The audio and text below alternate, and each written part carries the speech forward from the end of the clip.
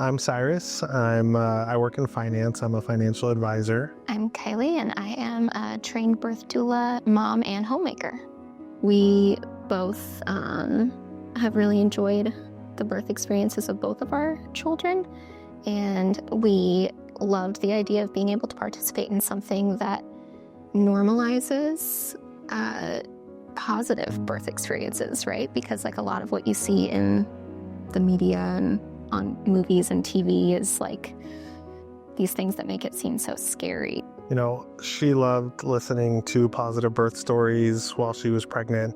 And I remember when we'd take longer car rides, I loved listening to them too. On the surface, sometimes when we share the birth story of, well, either Oliver or Florence, because neither of them, I think, went exactly the way we had planned, we still view them as being incredibly positive and shaped us into the parents that we are now.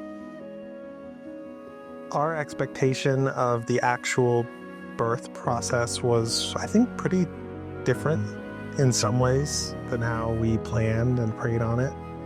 Even though that journey of the birth experience may not have gone exactly the way we wanted it to, the destination, like a healthy birth, was all that we were really hoping for. Like at the end of the day, that's what mattered.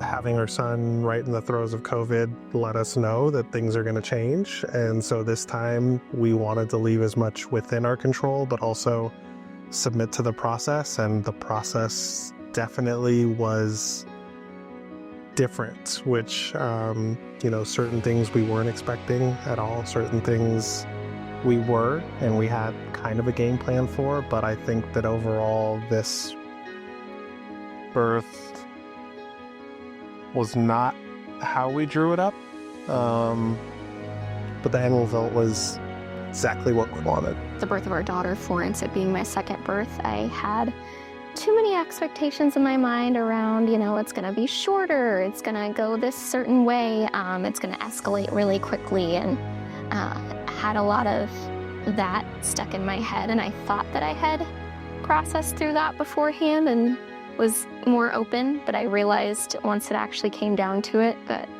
I had more expectations than I had hoped to, and so we were definitely thrown for a curveball with the fact that it ended up being actually much longer than my first labor, but ultimately, like Cyrus said, we still had our dream home birth, and that's ultimately what I'm thankful for, because that was the dream all along. Of course, if it had been shorter, that would have been cool. I wouldn't have been upset about that, but I got to have my baby in the comfort of our home, and that was amazing.